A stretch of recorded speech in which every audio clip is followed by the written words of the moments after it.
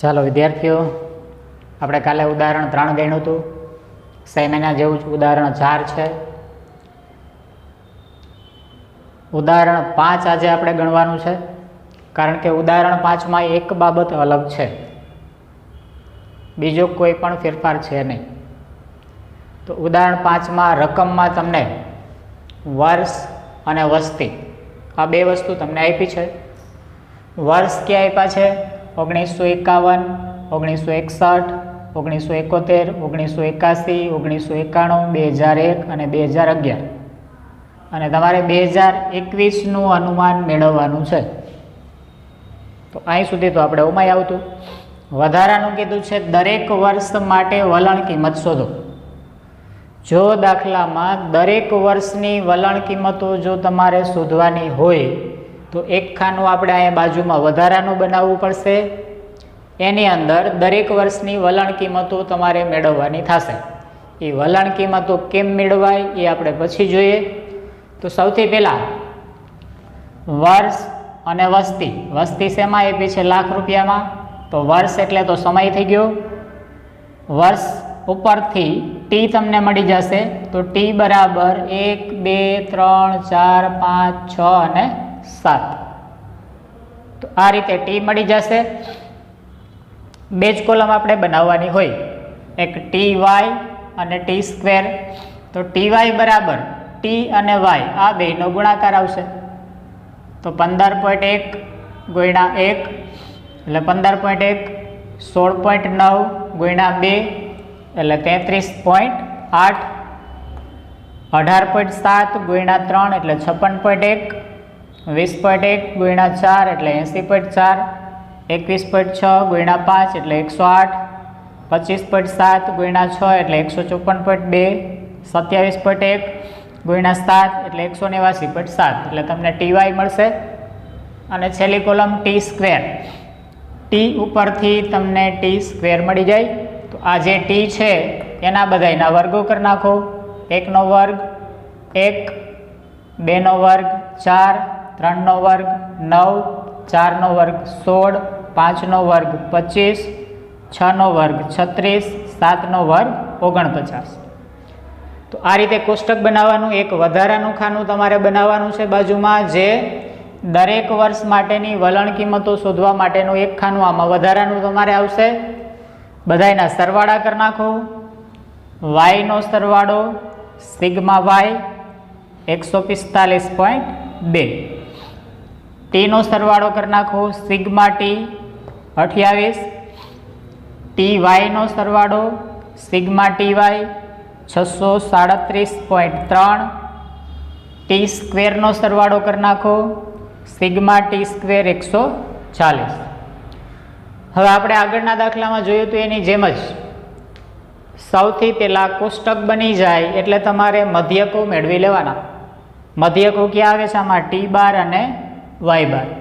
તો પહેલાં ટી બારનું સૂત્ર શું થશે? સિગ્મા ટી છેદમાં એન. તો સિગ્મા ટી આપણી પાસે છે કેટલા છે? 28. અને એન બરાબર કેટલા થશે? 7. અથવા અહીંયા ગણી શકો 1, 2, 3, 4, 5, 6 અને 7. તો 28/7 એટલે ટી બાર તમને મળશે 4. વાય બાર કોના ઉપરથી મળે? વાય ઉપરથી. વાય બારનું સૂત્ર સિગ્મા વાય છેદમાં એન. વાય બાર કેટલા મળશે? તો કે સિગ્મા વાય 145.2 ભાગ્યા 7 એટલે વાય બાર તમને મળશે 20.74. તો પહેલાં કોષ્ટક તૈયાર કરવાનું, ટી બાર અને વાય બાર શોધવાના. પછી સૂત્ર, હવે સુરેખ વલણ સમીકરણમાં કિંમતો મૂકવા માટે તમારી પાસે બી અને એ હોવા જોઈએ. કારણ કે સુરેખ વલણ સમીકરણ શું છે? વાય કેપ બરાબર એ પ્લસ બી ઇન્ટુ ટી. તો એ અને બી પહેલાં તમારે મેળવવા પડશે. એ પહેલાં ક્યાં મેળવવા પડશે? બી. કારણ કે એ મેળવવા માટે તમારે બીનો ઉપયોગ કરવો પડે. તો બી મેળવવાનું સૂત્ર એક જ સૂત્ર છે આખા ચેપ્ટરમાં. બી બરાબર N into sigma T Y minus sigma T into sigma Y upon N into sigma T square minus sigma T whole square. હવે બધી કિંમતો આપણી પાસે છે.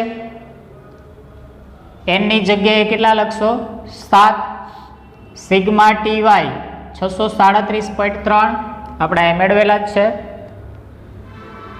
માઇનસ સિગ્મા ટી ની જગ્યાએ કેટલા આવશે? 28, જે આપણે અહીંયા મેળવેલા છે સિગ્મા ટી,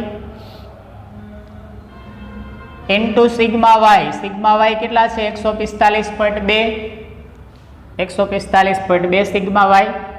અંશની કિંમતો મુકાઈ ગઈ.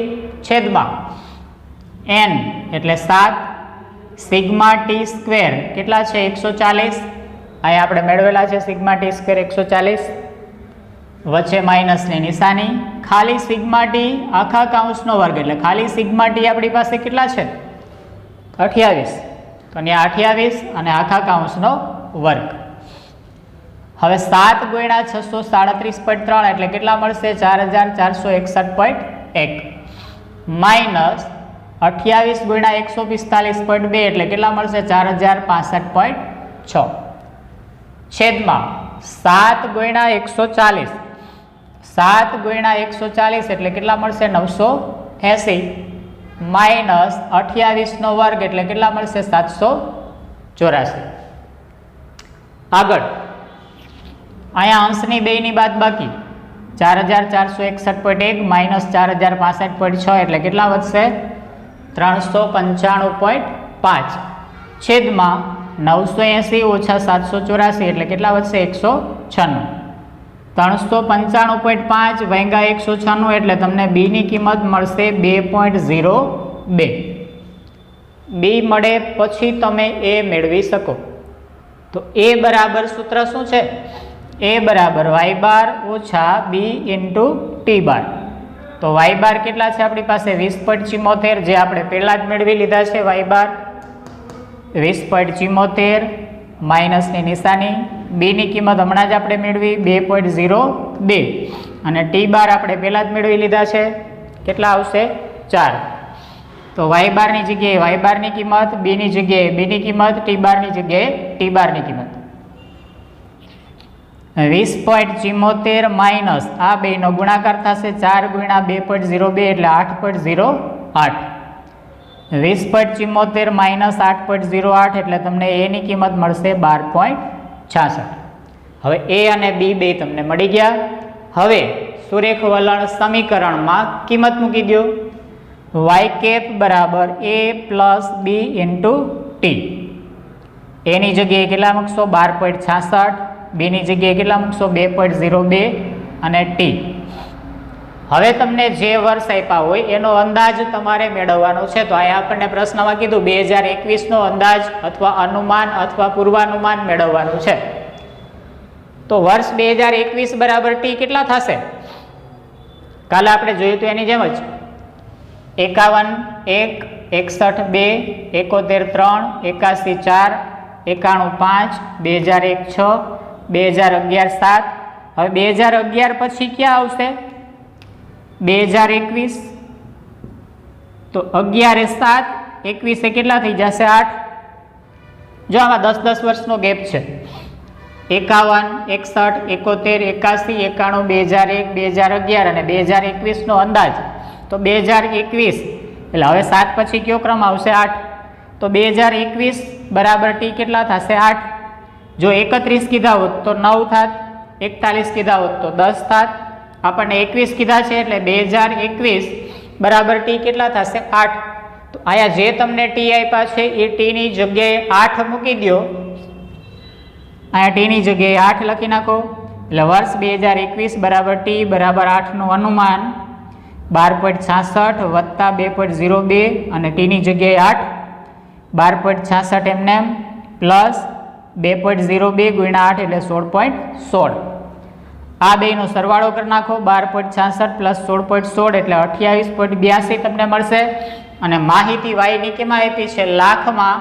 એટલે ત્યાં તમારે લખી નાખવાનો એકમ લાખ.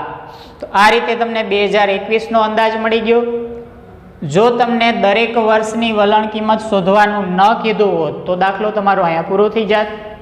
પણ આપણને દરેક વર્ષની વલણ કિંમતો શોધવાનું કીધું છે.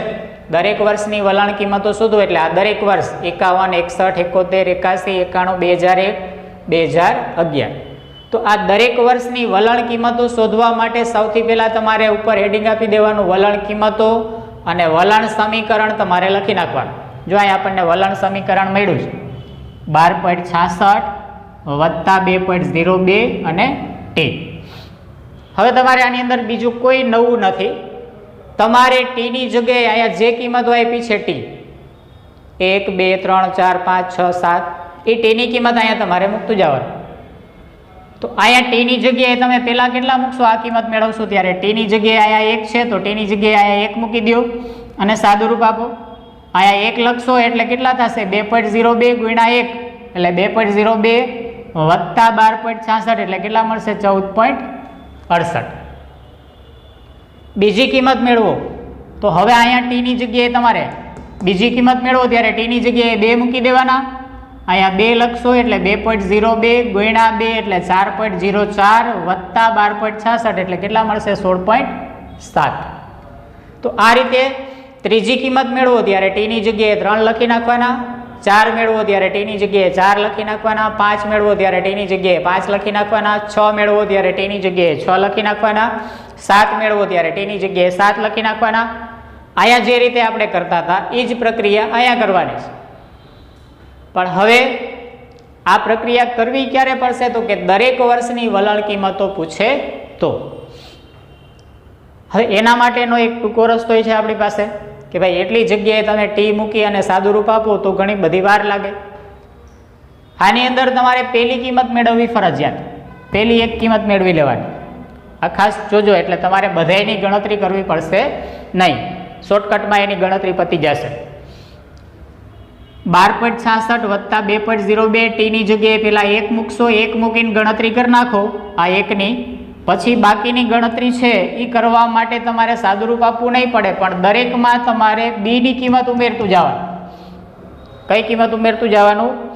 બીની જે કિંમત છે એ દરેકમાં ઉમેરતા જાઓ. બી બરાબર કેટલા છે 2.02. તો પહેલી કિંમત છે એમાં 2.02 ઉમેરો એટલે કેટલા મળશે 16.7.